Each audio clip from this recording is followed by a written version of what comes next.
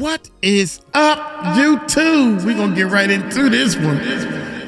I keep trying to tell y'all, and it's the same story. Stories. It's all these stories. Diddy loses it completely as his fortune hits zero after years of lavish spending and legal cause. God dang, young. He don't even trust his legal team no more. Y'all all against me. I think y'all set me up just to get more money out of me. No, Diddy, you already paid us a whole lot of money before all this started. Diddy was paying his lawyers as soon as that daggone raid hit. That's when the lawyer fees double. Before he even turned it, they told him to turn himself in. Well, I'm gonna have one more freak off before I turn. I ain't even know that, man. I'm gonna have one more freak off before I turn myself in because I ain't gonna be able to do the freak off the right way, the way I want to, not in jail. He knew, you had to know you was going to jail, but you thought you was Diddy. You thought, well, I could just do a freak off real quick, turn myself in, and be in there for about what, a week or so, 2 weeks ago. My lawyers handle stuff, and I'm gonna be out. That was a year ago, people. That was a year ago. I really think he is being he about to straighten up a little bit. He still ain't straight yet though, y'all. He still think that he is about to hit him. Give it 2 more weeks. Give it 2 more weeks and then it's gonna hit him. When he clearly understand that Trump ain't getting him no pardon. When he clearly understand that the pardon ain't no goddamn gonna cotton picking pardon. Pardon me. The lawyers done took all this money, and the lawyers start saying, well, Diddy, bruh, maybe I should have told you this last month. Got him! Maybe I should have told you this last month sometime, but you need some more blankets?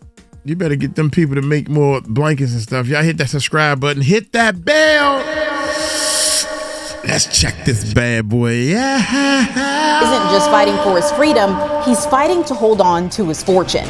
Forbes now estimates his net worth is $400 million, a significant drop from the $740 million valuation just a few years ago. But that number could shrink even more. Federal prosecutors are moving to seize assets tied to the alleged criminal activity. It is over. The roar of the bad boy empire has been silenced, replaced by the grim echo of a courtroom. Sean Diddy Combs has not just lost a few million, he has lost the game, his staggering fortune, the one he paraded in front of the world for 3 decades. Once considered a billionaire with a vodka line, a TV network, and a clothing brand, Sean Combs' fortune has taken a major hit. Forbes estimates his net worth is roughly $400 million, nearly half of what it was just a few years ago. Both his Beverly Hills and Miami mansions were raided in March of 2024 as part of the investigation into his alleged crimes. And that number may continue to drop as Combs faces a federal trial and a Justice Department forfeiture action that could cost him his empire. An empire that prosecutors allege was built, at least in part, through a pattern of criminal activity, including alleged sex trafficking, drug distribution, and violence, all used to advance what they call a racketeering enterprise. In the unsealed indictment, prosecutors outline how his business and personal assets allegedly played a role in carrying out or concealing the crimes. This means any assets connected to the behavior, even indirectly, could be seized, including real estate, companies, vehicles, and aircrafts. Now, his $60 million private jet has reportedly already been sold. The Beverly Hills estate is currently on the market for $61 million. And while Combs... What? He sold the aeroplane? He sold the jet? Nah, don't say that. Don't say that. I thought they was working the jet to earn money. I guess they ain't know what they was doing, the kids. Can't do it without Diddy. That's why you need a team of people. Everybody should learn other people's job and stuff like that. You need a team of people, man. What she said, y'all hear that? Now, his $60 million private jet has reportedly already been sold. The Beverly Hills estate is currently on the market for $61 million. And while Combs still owns his $48 million Miami mansion, a judge denied his request to use it as collateral for bond. In week 2 of testimony, Homeland Security Special Agent Gannon took the stand. Gannon, who helped lead the March raids of Combs' homes, walked jurors through photos of the items seized. Among them, parts of AR-15 style rifles with the serial number scratched off, loaded magazines, a Gucci bag reportedly filled with ketamine and MDMA, and personal items like lingerie and dozens of bottles of baby oil and lubricant. Prosecutors say this... That's it right there, man. That's it. Illegal drugs in the house. If it was anybody else, Ray and them on the corner and in the hood, oh, they would have been. Then you got all that baby oil. What, you lubricating the guns with the serial numbers cut off, right? That's what you're doing. You got the guns with the serial number cut off, right? I mean, it's scraped off, and you got the drugs. The D's. I guess you aren't supposed to say that word or whatever. Anyway, long story short, cousin, you out of there. Evidence is critical to establishing the elements required under federal racketeering laws, helping them show a pattern of alleged crime, criminal behavior used to sustain or conceal the enterprise. In an effort to protect what's left of his assets, Combs hired Stefan Casella, former deputy chief of the Justice Department's asset forfeiture and money laundering section, to fight the forfeiture action. If the jury finds Combs guilty, it will be up to them to determine how much of Combs' assets are subject to forfeiture. Anything forfeited after a conviction could be used to support alleged victims. Sean Combs denies all allegations. And to help us break down what's at stake, I'm joined by Jim Trusty. He's the former chief of the Department of Justice, Organized Crime and Gang Section. Jim, thank you so much for coming on today. Sure. Good to be here. So, Jim, let's start with the forfeiture. This isn't just about prison time anymore. Prosecutors want his empire. From what you've seen in the filings, how aggressive is this? Well, it looks to be very aggressive, and there's a couple of reasons I say that. The first is it's very broadly worded. What they're talking about is essentially any property, real or personal, that could constitute either facilitating property or instrumentalities, they call it, or proceeds. And so that's kind of the whole business empire of P. Diddy being at risk. And that's the second part, which is it's a RICO case, a criminal enterprise case, where they've defined the organization, the criminal enterprise, as not just Sean Combs, but as all these business interests that he has, including liquor labels, music labels, everything else you can think of. So they've set it up in a way where when they... The one that made him untouchable has been annihilated. It is a financial descent so catastrophic that it beggars belief. The man who was once hip-hop's first self-made billionaire, or at least very close to it, has watched his entire financial life's work evaporate. We are looking at the final, brutal chapter of a story that ends not with a diamond-encrusted toast, but with an empty bank account. Diddy has lost it completely.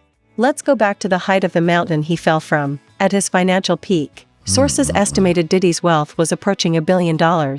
His empire was a fortress built on multiple towers, Bad Boy Records, the cornerstone, the massively lucrative, profit-sharing partnership with Diageo for Ciroc Vodka and De Leon Tequila, a deal worth hundreds of millions of dollars over its lifespan. The real crown jewel, Sean John, the fashion line, Revolt TV, the media platform. He lived a life of excess that only the mega-rich can imagine. $65 million super yachts, a private jet named Love Air, multi-million-dollar mansions in Miami and Los Angeles, an art collection worth tens of millions. Of racketeering cases, you tell a much more complete story in a RICO case. You don't just focus on a particular moment in time or a crime. You tell the whole story of this criminal enterprise, which lends itself to big forfeiture moments. And so it's not totally unusual to see it this broadly worded. What I think is a little unusual is it's not very specific in terms of any preliminary seizures. It looks like they haven't actually seized anything yet, even though they executed search warrants and looked for evidence of things. And so a lot of times you'll see listings in there of bank accounts, automobiles, jets, whatever, that the government has already preliminarily seized to make sure it's still going to be available at the time they do a forfeiture. hearing. So this one, it's a blank slate, and it's blank enough where if you're the defense attorney and you get to this next phase, which, by the way, is supposed to be with the same jury. They may not know that yet. But that second phase would be one where you really would say to the judge, I don't have any notice here, Your Honor. This is so broadly worded. I need to particularize it, have a chance to digest it, and perhaps bring in expert testimony on both sides about kind of legitimate sources of income versus illegitimate ones. And you mentioned that, they're also linking his company. So maybe that's his, record studio, or maybe that's his vodka line. But how does something like a vodka line, how can that potentially even be mixed up with this? How can they say that that's linked to an alleged crime? Yeah, it's really one of two or maybe even three ways.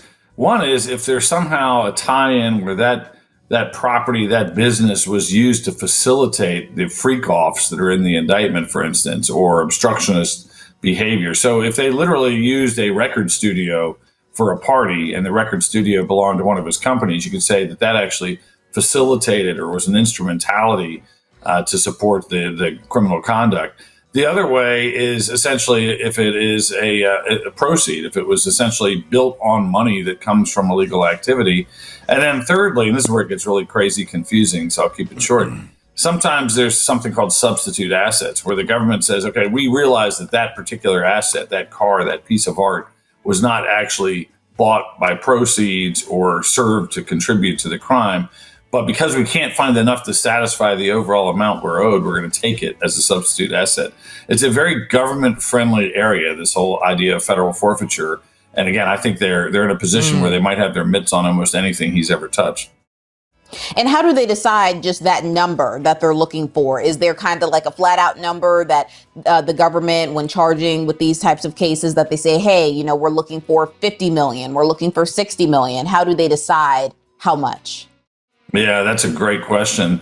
Look, that is an easier task in some circumstances where you have a fraud situation where you can tell the amount of victimization and say, well, look, it adds up to 2.5 million, and they put that in the forfeiture indictment. They don't have that here. In a drug case, for instance, you might say, well, they were responsible for 10 kilograms of cocaine. A kilogram's about 30,000. So we're looking for 3 million, do the math. Here, it's much more wide open. I think you're looking at an actual trial within a trial, if we get to the forfeiture phase, where there's going to be experts saying this is money that's untouched by any sort of criminal enterprise from the defense side, and maybe a forensic auditor from the FBI saying, here's why we're entitled to all these types of proceeds or instruments. So it is a wide open battlefield. It's going to be kind of a textbook example of how deep the government tries to reach for forfeiture if they get to that point.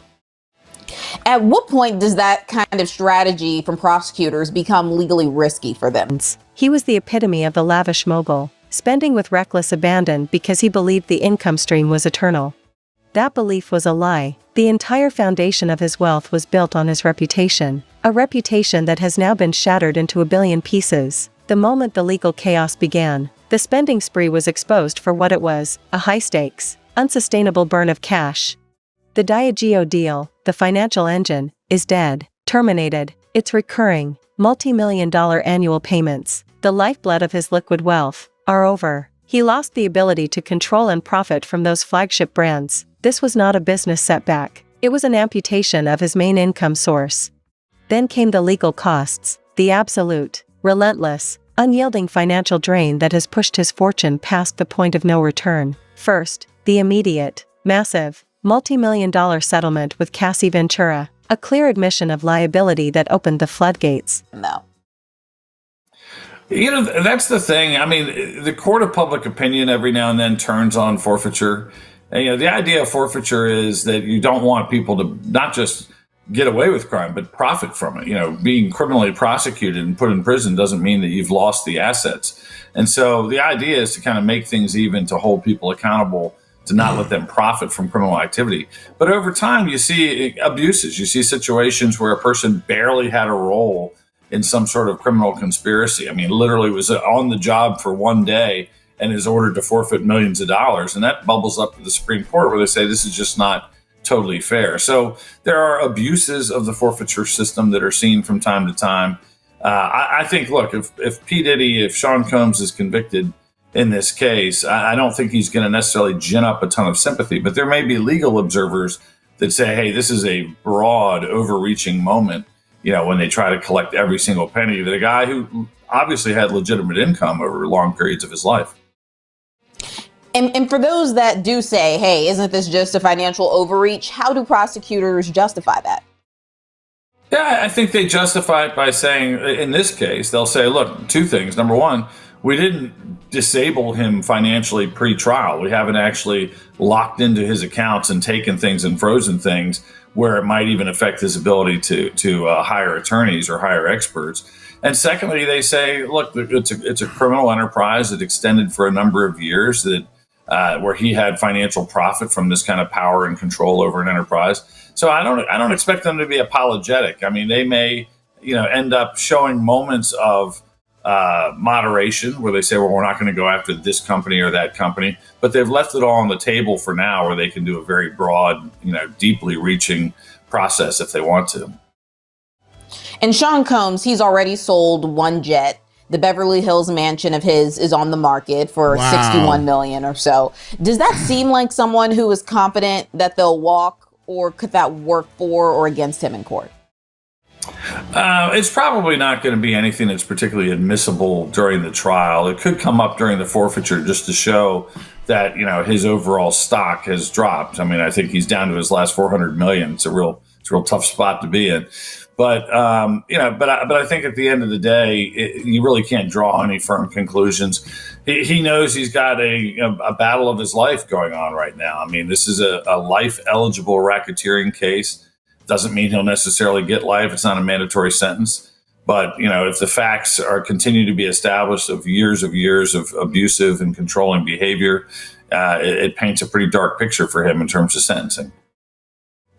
And Sean Combs, he's now brought in Mr. Casella, someone who literally wrote the book on asset forfeiture. What's Casella's role likely to be here? Well, I worked with Steph at the U.S. Attorney's Office in Maryland for years. He is literally the expert on forfeiture. Whenever I have a situation in private practice where I have a question mark about forfeiture, that poor guy has to take my phone call. So he's a great pick. He knows what he's doing. He knows both the process and the law, which can be a little bit different sometimes.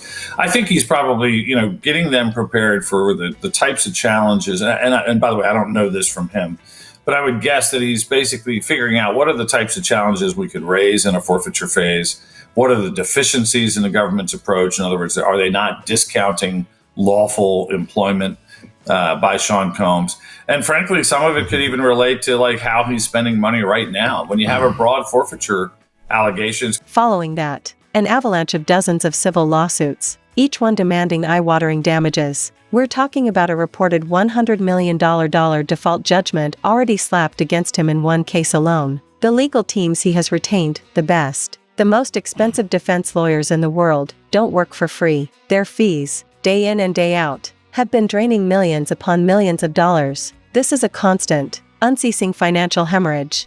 The cost of silence alone has been a fortune, and the cost of defense is even greater. This isn't just about paying lawyers, it's about the cash being spent on investigators, legal consultants, and court-mandated fines. He was just hit with a heavy fine on top of his prison sentence. He is literally paying a king's ransom just to fight a losing battle, and the costs are compounding daily. The remaining assets are being systematically sold off to fund the chaos. His stake in Revolt TV, sold. His massive, legendary music catalog, while still valuable, has dropped. It's kind of hard to figure out. Are they saying that I can't get attorneys of my choosing because I'm using proceeds of criminal activity? So I think he's probably giving a lot of very sage guidance on how they walk through this process of dealing with a very broad, very deep, potentially deep-reaching forfeiture. Since he is so knowledgeable, and since, I don't know if there's anyone who's more knowledgeable than him in this specific department, do you think that bringing him in may challenge the government's playbook at all? I think it would certainly give them a moment of pause. Look, the reality is there's probably not a ton of time being spent worrying about forfeiture quite yet. They're probably figuring we'll get there when we get there. We got to try to get a conviction. But yeah, it's a shot across the bow. You see Steph Casella lining up on the other side, And you can say this about a lot of different type of expert witnesses and things where you say, wow, that's the king of DNA or the queen of forensic fingerprint recovery. So, I think it's a shot across the bow. They'll realize that they've got somebody that really knows their stuff on the other side, but that doesn't necessarily mean they change their approach in any way at this point. And there's this idea of facilitating property, that a business or maybe an item helped enable a crime. How direct does that link need to be? Yeah, we should ask Steph. But yeah, that's a great question. You have to be able to show, a significant link. It can't be just like this 6 steps removed kind of thing. Like there was a bottle of liquor that happened to be on the bar during one of these assaults, and he owns a liquor company, so therefore, the liquor, we can presume, facilitated the crime. You're going to have some, quantum of proof that's deeper than that.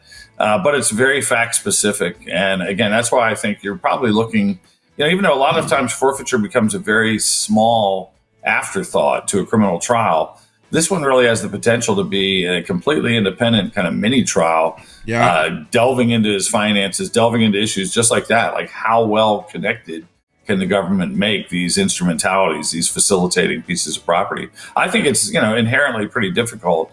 But again, if you use a location, that's a little bit easier. If you say, I'm going to use my liquor company headquarters, or I'm going to use a record business studio to have one of these freak offs, that becomes a much tougher climb for the defense to get out of it as an instrumentality. It's these kind of third time removed ones where they might have some success. And like you said, we're not just talking about past behavior here. Prosecutors say that this was ongoing. Does that make asset recovery just a little bit easier for them?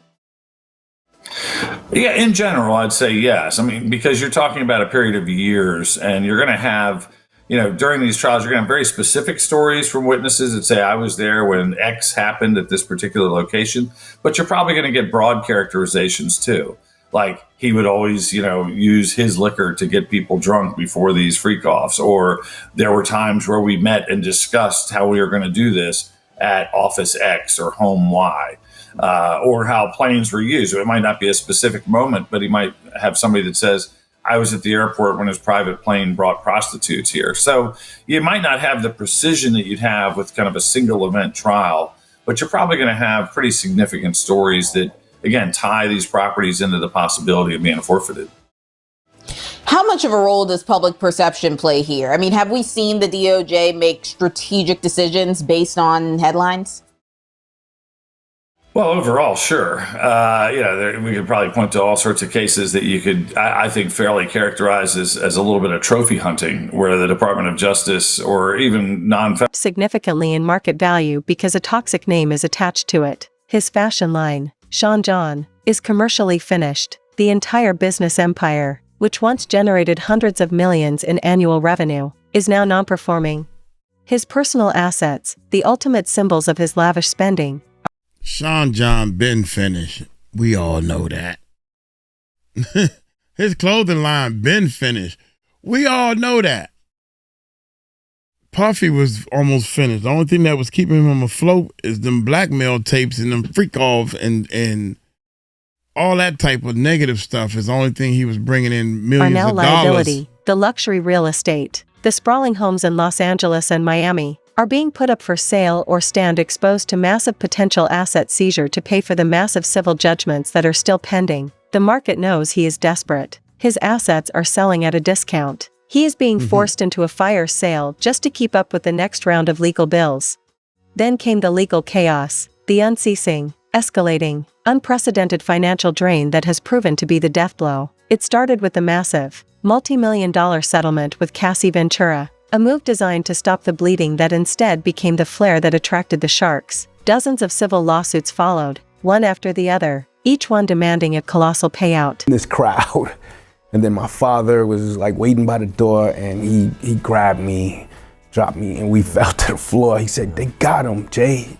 It's just us, man." Because I grew up, my father was a single father, even though my mother was very much in our lives, but he was our primary, parent. And he was so pissed. and we were in front of the gym. Then we went into the library of it, and it became official. It's so awful the way you describe it. Like I'm visualizing it happening, What and the hell is he I know talking it's about? not easier. And I'm wondering, you know, in the aftermath of it, trying to make sense of what happened here. You see the response from the city officials. What? You see the response from the police. You see the response from the mayor when they look into it and they investigate it. What did you think of that response? What did you think of the investigation? At that time, I didn't understand. I still didn't understand what happened.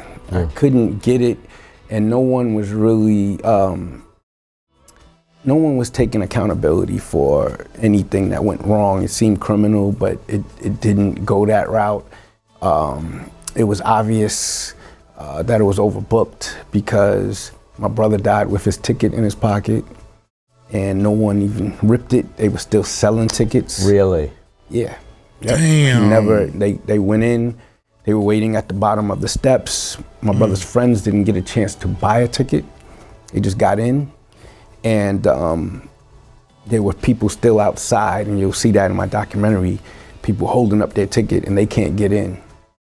So, but they were still selling tickets at the door. Like, Damn. you know, just didn't make sense. And I don't know officially, like really, how it was, you know, I guess any evidence to show that it was overbooked. It was just, in my eyes, it seemed overbooked, but I'm sure Back the in the day. officials figured that out. But the rumor was that it sold out a week before. Because Damn, young. Oh, that's a monster type person. The place can only hold X amount of people and it's sold out.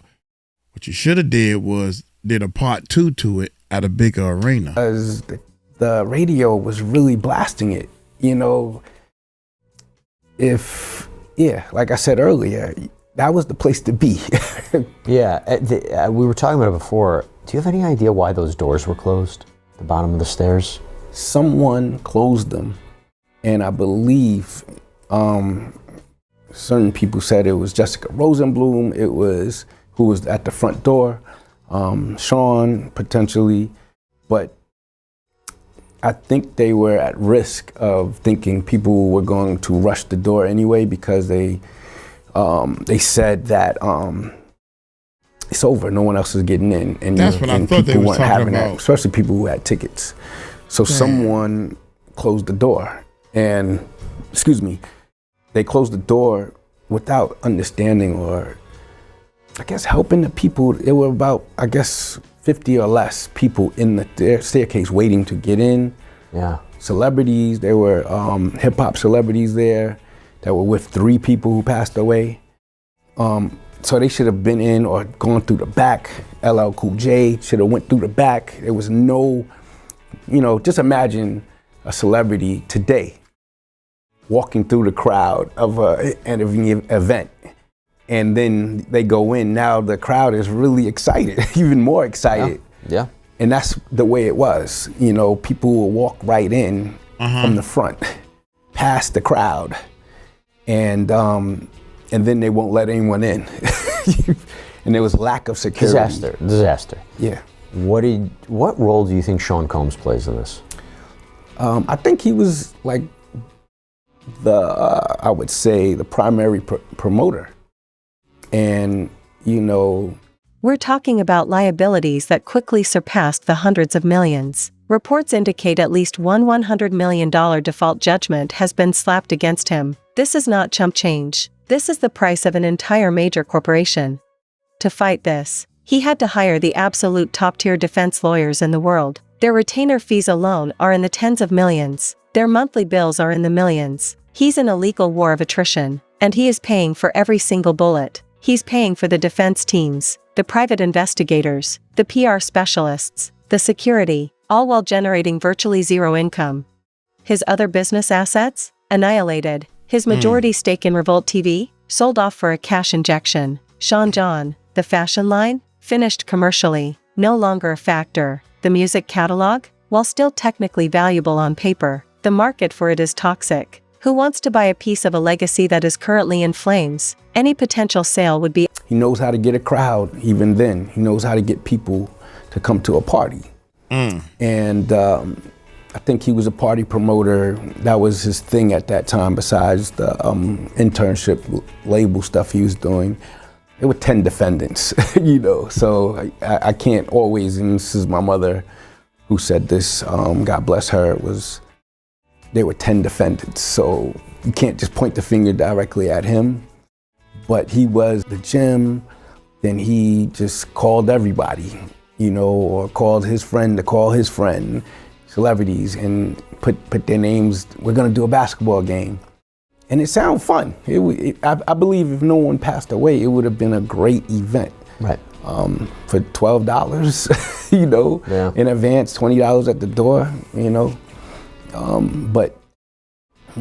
What did you make of his response afterwards? He really didn't say much. Yeah. I've met him a few times, but I didn't like, he said something in a rap song that my mother was, she's in the newspaper speaking on it, but it didn't make sense, you know, because we never really heard him say he apologized for being the promoter, and being found liable. Yeah, apologize, period. And then he said it wasn't overbooked. He said that in an E-True story thing. And it just didn't make sense. You know, at first I was really pissed off. You know, I was young, I was a teenager trying to find my way. But then, you know, I kind of fell back with, you know, that type of thing. Just being mad at one person wasn't really the way to go. Well, you've produced this documentary series, as I said, No Way Out. What's the purpose behind it? What do you want people to remember about this? Because I'll tell you, with so much going on with Sean Combs now, on one hand, you could say things get lost, people don't remember. On the other hand, he's got a spotlight on him. People now look back a little bit of the things that he was involved in. What are you hoping with this series? What are you hoping through the years to bring more attention to this story? What's the hope? Just want to give a voice to the nine people who were killed. They were amazing people. We do a memorial every year at City College at the staircase. No one's covered it till this year that just passed. And so I started doing it. And what I wanted was just to give them a voice and just remember them, you know, understand them. So I've done a documentary. It was kind of a rough draft, and, you know, some schools used it to educate, you know, you on crowd control and stuff like that. But we're doing a part 2. And what I want is to understand, like, what did you see? You know, talk to some of the celebrities that were there, talk to some of the eyewitnesses, because it just should never happen again. Yeah. They were crushed in the staircase, and it wasn't just Sean's fault. It wasn't just the security's fault. It was also the people who were pushing, because they didn't know that the doors were pushing this, you know, actually open towards them instead of going into the gym. So there were a lot of people at the top of the stairs. At a massive. Well, it's not you can't say it's their fault. They want it in. It should have been somebody. You can't say the crowd fault, but imagine, you know, I'm going over my friend's house. I'm at his school. I ain't never been to this school, and everybody, we young and dumb, and we all, what they call it, full of cum. You know, we just over there. Yo, man, what's up, man? You know, everybody is hype, and everybody start pushing, and the more we push, the more we think this door's gonna bust open. Not knowing that the doors open up toward us. So you have to step back and get all these people to move back to open these doors so you can go in. Because of this event, y'all, it changed a lot of schools that when you go down a flight of stairs, the doors open that way. It changed a lot of things, man. I'm letting y'all know. The more we learn, I mean, you know, we learn from our mistakes and we correct them. But if you selling tickets still and it was sold out, and you knew it was sold out, you know how many people can be in that building if you are a promoter or whatever. And everybody, I know so many promoters, they got fines and had to shut the place down because they had too many people in that one place. I'm doing armed security at a club. Got too many people in here, man. Y'all got to shut this thing down. And learn from your mistakes. And next thing you know, they start shutting it down, and now nobody else want to come back because you're not running your place correctly. You're being greedy. Diddy, all this is gonna come back on you, bruh. The doors were pushing this. Guess what? Actually open towards them instead of going into the gym. So there were a lot of people at the top of the stairs. At a massive, discounted fire sale price. He's already using his most treasured luxury properties, the ones he paraded on social media, as collateral. He tried to use his Miami home for a $50 million bail bond. His Los Angeles mansion is reportedly up for sale at a discounted price, not because he wants to make a profit, but because he needs liquid cash right now to fund the next round of lawyers. This is the definition of financial desperation, selling your prized possessions at a loss just to cover debt. The current estimated net worth of Diddy sits around $400 million, a massive plunge from his peak. But you have to understand the difference between net worth and liquid wealth. Net worth is assets on paper. Liquid wealth is cash to pay bills, his liabilities, the guaranteed costs of settlements, the projected massive civil judgments, and the relentless legal fees, have already exceeded his liquid cash and are now eating into the value of his hard assets. When the debt owed is greater than the total value of everything you own, your fortune is zero. But that's over. The Diageo deal is dead, gone, finished. The main engine of his wealth has been disconnected. When you lose the core source of your liquid income, the rest is just a ticking clock. And while he received a reported buyout of $200 million for his daily owned stake, that money wasn't a windfall. It was a massive, one-time payment that has since been devoured by the legal monster he created. The reality is simple. His fortune is no longer a fortune. Sources estimate his current net worth sits in the high hundreds of millions, which is a massive loss. But with the pending liabilities, the looming civil judgments, and the absolute termination of his primary income streams, his available liquid wealth is dwindling to nothing. He is no longer a mogul commanding markets. He is a man watching his checking account flatline. The hundreds of millions of dollars in pending civil judgments alone are now more than his remaining net worth. The debt has officially surpassed the assets. The lavish spending of his past, the parties, the gifts, the excessive purchases, didn't just look good on camera, it emptied the vault. Now, combined with the catastrophic legal expenses and the total loss of all major business deals, Diddy has nothing left to leverage. He has no income, a destroyed reputation, years of debt ahead, and a tidal wave of liabilities closing in. His time is over, his power is gone, his name is toxic, and his fortune has hit zero. This is the final, undisputed truth of Sean Diddy Combs' complete and total financial downfall. The man who wanted everything now has absolutely nothing but the crushing weight of his accountability. The thrill is gone. I'm trying to tell y'all, I'm gonna let y'all know what's gonna happen next with Diddy.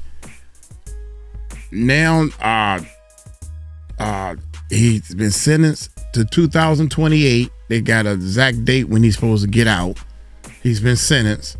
Now what's gonna happen is he realizing right now, as we speak, what's the day? When is the day? Wednesday hump day? The day is the 29th. I guess that, oh my goodness. Yeah, the hump day. It's Wednesday, y'all. We got a couple of more days before this month is over with. All right, we got 1, 2. And we only got 2 more days in this month, y'all. This be November. Okay.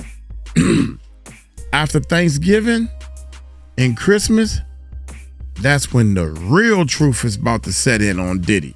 And what's going to happen is, you know it ain't going to be no pardon. You clearly know it now. After the first of the year, Diddy knows ain't going to be no pardon. He knows it was a bunch of bull. I'm pretty sure his lawyer's going to finally tell him that, yo, brother, might as well just do the time. He's still trying to win.